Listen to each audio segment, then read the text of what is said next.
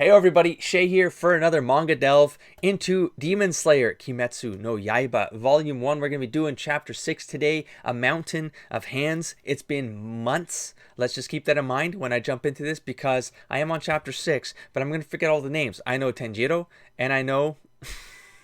my God.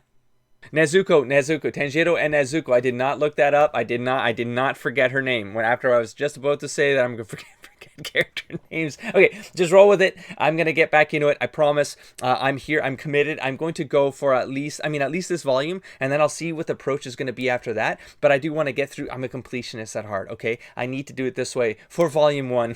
I need it to be a complete playlist, okay? So let's just jump right in it so I don't embarrass myself with all the stuff I forget. I don't forget much, okay? I know he went through a test. I know he finally broke the boulder, and this really did feel like an end to me. I should talk about that. This felt like an end to me. He cleared a test, and this was a massive ending. Now, I believe in this words of gratitude page here from the mangaka is the idea was that this was the kind of pitch that would basically decide if this series continued forward or not. So there you go. With that context in mind, I'm going to am I still going to play patterns with this because I sort of forget all the details. I'm going to try. I mean, it's not going to be hard for me to slip into remembering because that's why the patterns exist. I know I'm in Act 3 in terms of this volume, so just to bring it back to that stuff I was talking about in the prior episodes. So I am in Act 3. I expect things to escalate, I guess, past this point, which feels very final to me. But there's still some that's coming back to me. I knew this would happen if I just started talking. There's some missing pieces. Like, for example, like we know Nezuko right now is being kind of watched over while he trains for, I think it was years, right? Like years. Was gonna say months, but no. I think the whole last chapter was the fact that he trained for 6 months and he trained for 6 months, and we knew he was already gone for a year or something like that. So it's at least 2 years is what I'm remembering. Let me know if I'm wrong in the comments below, or I'll eventually remember. Hopefully it'll come up. But we have that missing gap. We have the whole demon that killed the family. So I don't know if that's too early for them to resolve that, but I do feel like for an Act 3 for this Volume 1, it would be nice because they open with the whole death of the family, right, in this chunk right here, and what it meant to the hero's journey for Tenjiro. What would it mean at the end of a volume, so that if someone only picked up this volume and then they were going to make a decision, do I buy volume 2, you sort of need to preconceive how that narrative flow is going to work so that you have some sort of closure, but possibly a cliffhanger. So I don't anticipate that it's not going to be answered. This entire series is kind of dependent on that, some of these narrative points that keep cycling through, but I do expect something to be revealed here, and maybe it's going to come with this guy because he's passed the test now. So what does that mean? What's the next phase of that? It's the climax. The climax was, I suppose, you defeat the test, and now it's like in the resolution phase. How does the life change? So something about Act 3s is generally like something's going to twist something around with how the hero perceives themselves or understands themselves, and it's going to redefine not only them but their perception of the world around them. Now I can speculate what that might mean for Tenjiro because he's trained and he's like now done this thing. He's defeated this challenge. It does mean that he's evolved into whatever this new form is, and that's going to bring with it a change of character and a change of perspective. And I think it's gonna change the way he sees life and his mission to what, Nezuko? I don't know, mission to something, to the honor of his family. Let's get right into it. I had to give that intro more for my sake because I was trying to, as I was speaking, I was letting my words sort of trigger my memories, which is generally the way these things go. I tend to feel like I forgot everything all the time until I just start yapping. Okay, here we go. A demon's weak point is its neck. However, when using a normal blade, even cutting its neck won't kill it. The swords that the Demon Slayer Corps use are made from a special steel. We call them Nichiren swords. So we have in the first page, it's coming back to me so fast. It's good. That's good. This is a good sign because I want to do the next chapter right after this. So we have this first page is usually that summary of what to expect out of the chapter. So we're going to learn. It's a bit of exposition, which generally happens, in more of an Act 2, somewhere around here. But we've got a lot of exposition for a bunch of other things. But they're giving this, they're giving us something else that's going to matter, I guess, to Act 3, or at least Act 3 from the perception of this volume. So let's see where it goes. They do a really good job of summarizing on that first page, and in the first 2 or 3 even, they're going to give us what the quest is for this particular chapter. So thanks to my training with Mokomo, I've learned to smell out an opening thread. That's how I won. When I'm fighting someone and I find that scent, I see the thread. It runs from my blade to a spot on my opponent, and it goes taut the moment I see it.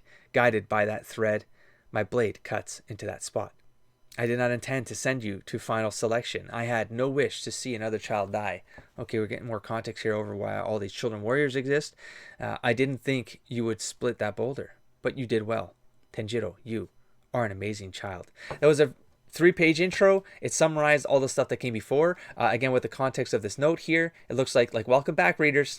Here you go. Here's your hero. It's a new phase. He's basically getting passage from this new mentor. So go to the final selection. So this wasn't the final selection, right? This was to see if he would get selected to go to the final selection, whatever that means. So, but be sure to return alive. Your sister and I are here waiting. After cutting my hair, Uraro Kodaki gave me a mask. It's called a warding mask. Apparently, it offers protection from evil. So he's going to get himself a mask? I can't take Nezuko with me. She's still asleep. Good Lord. So I'm leaving her in Uraro Kodaki's care. I've gotten better with names, I think. Starting to roll off the tongue. I'm on my way, unless I start going fast like that. I get overconfident and I trip all over myself. I'm on my way, Orokuraki. Give my best to Sabito and Makomo. Tenjiro, how is it you know the names of those deceased children? So confirmation. I had, assumed that much, but I guess Orokuraki did not anticipate that to be what came out of that last little challenge there. So Mount Fujikasane, site of the final selection. Whoa, they're just throwing us right into it. So I'm going to assume this is 20 pages. I didn't pre-check that, but I'm just going to go on that assumption. So of course by page 10 we're at midway point. That means something to the plot flow. This is the quote-unquote exposition phase, but we're going to get maybe something about how the rules work with this challenge.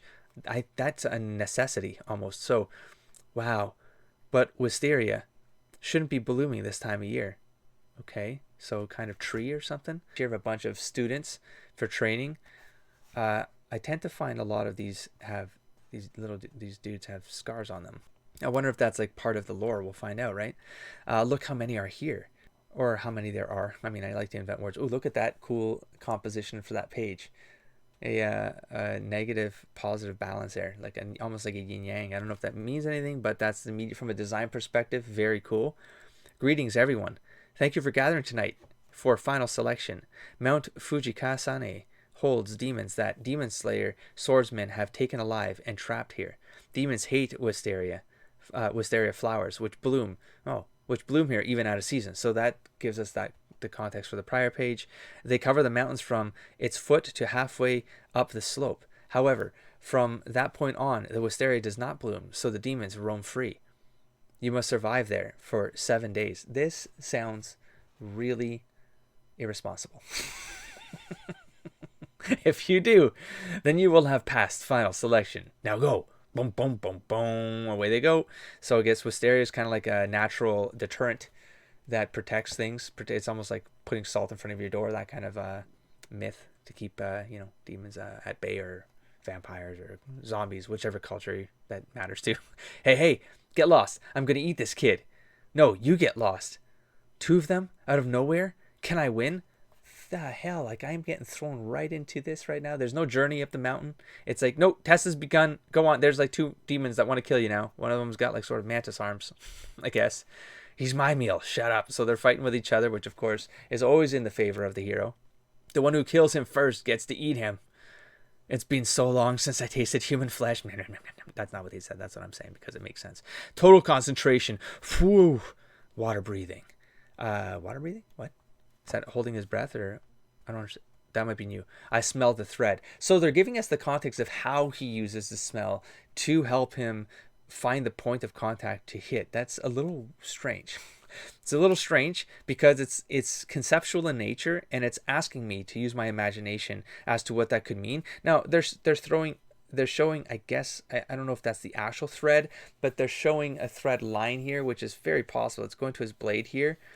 Sort of gets lost somewhere, and maybe it doesn't really matter where it goes because he's trying to maybe find it. And then he says when it goes taut, right? And then we see a line. Oh, it says ping. So a line goes taut, and then he knows where to strike. 4th form, striking tide. What do you mean 4th form? So I might be losing context from prior chapters. Did I miss something here? Am I missing a page? Nope. So he says water breathing, and then he says 4th form, striking tide. Boom, Both heads gone. He's got that special blade, so see you later. Heads go rolling. I did it. I beat 2 demons. I've gotten stronger. All that training worked. I can do this. So his confidence, I talked about the whole lack of confidence. Oh my God, was it this character? Now I'm getting befuddled here. But I think that might have been it. He needed to get, yeah, it was, because then with the spirits, the whole idea was that the I forget their names, okay, so but the first boy spirit was all about, I think, teaching him to be prepared and be more confident in himself. And then basically he passes it off to the girl spirit, and she helps him get that confidence in order to then, I guess that's when the scent kicks off, and he gets that, he sees the taut line, and he can do his thing. So those 2 spirits helped him. When I used the katana that Urokodaki gave me, even the bones crumble. Rest in peace. Oh, that was nice of him. And then sniff. What's that rotten smell? What? Why do I always say what that way? It makes them sound like buffoons. I mean, it makes sense when it's My Hero Academia, I suppose. But anyways, so he turns around. There's a huge deformed demon back there. I've never seen anything like it. Thump. So there's a hand hitting the ground, but I don't know if that might be the hand of a demon. Let's find out. Flip the page. I do want to count that out. That looks disgusting. Very grotesque. So, oh, he's got one kid. One kid is not making it back. Like I said, very irresponsible. It's a demon of hands. Okay, let me count this out. 12, 13, 14, 15, 16. These are the page turns. I've talked about this in past episodes. It's a lot more common in American comics, but I guess I've been told in the comments that it's not necessarily true, and I've seen it not be true inside manga. I suppose it's because but no, because then someone corrected me. I'm like, yeah, because they're digital form, and so it's kind of a scrolling. There's no real page turn. But then someone correct me. It's like, no, they're usually in the Shogun magazine, so there is page turns, so they can be taken into consideration. It's just generally they don't really. Maybe, I don't know. I'd have to see a Shogun magazine to confirm if that's the case inside the Shogun magazine proper, and maybe just in transfer to the volume, that because there's no ads or there's no, the way that they lay out the book might make the page start at a different point, an odd number versus even number versus odd number, and then it throws off the page turn. This is the perfect page turn. Why? Because we get that, oh my God, what could this be? And then it's drama. This page flip is interpreted as drama from a convention, like a formatting convention with writing comics, and then you page turn and it's boom, it's the reveal. This is equivalent to the shock. You're watching a horror movie and there's that tense moment where everything just goes quiet, and deep down that you're anticipating there's going to be a shock factor is going to kick in or something. Anyway, so now we got the fight here. I'm guessing we're in Act 3. This was the whole the catalyst. Is I think I can do this. The confidence, and then okay, what's the threat? What's the escalation? We got one dude, but I mean, bunch of different forms. But it looks like a super demon or an uber demon. What the hell? And it's like morphing while it's attacking. It's doing some crazy crap. Look at that spiral, like crazy, like meat extension. Arm extension. We already know that they can. That's right, because that one dude brought arms out of its neck to try to take the axe out of the tree, right? Don't be afraid. Help him. I must help him. I'm not powerless anymore. Water breathing. He says water breathing again. Second form. Water wheel. So I don't know how I went from fourth form to second form, but okay. And so the head is gone. Ooh, but then see the eyes are behind that hand right there. So, or did he cut off the arms? He probably cut off the arms. I mean, probably his arm just got cut off, not his head. So his head is protected. He's got to get to the neck. That might be it, is that all these arms are protecting the neck of this demon so that he can't be killed easily. And so he just keeps getting bigger and morphing. I don't know. So another of my dear foxes has come. What? Oh, that's the demon speaking. Dear foxes. So he takes out the students of Urokodaki, maybe? The dead students. Oh, and then there it is. I mean, that was it. That was the cliffhanger moment. This is why I wanted to sit down and do both these back to back. We have Taisho, Whispers, and Rumors. One of them is a boy. So these ones right here. So a girl and a boy here. But here's the thing. And so it looks like they're the ones who set these students off to go on these missions. Look at that design, though. That's creepy and awesome. Because the eyes kind of make one face. Maybe they're twins, There's kind of cool characters there. And so that's it for another chapter. That went really quick. I think I might be getting better at this. I might be able to keep these up more. I don't know. I'm going to keep this outro short because, of course, I just want to jump into it because it looks like this was a two-parter. I'm going to make an assumption. This is going to close something off, and it's going to give him some answers. It looks like it's really reaching the wire. Like it's really reaching the end here before I get what I expect to come out of a volume 1. Doesn't mean it needs to happen. It doesn't make it right or wrong. Okay, it's just I'm kind of just evaluating this read based on my sensibilities and just the pattern analysis that I've done over the last many years. So without further ado, I'm going to wrap this episode up here, and I'm going to just jump into the next chapter. So I'll catch you in the next episode. Don't forget to explore, engage, and inspire, buddy. Peace.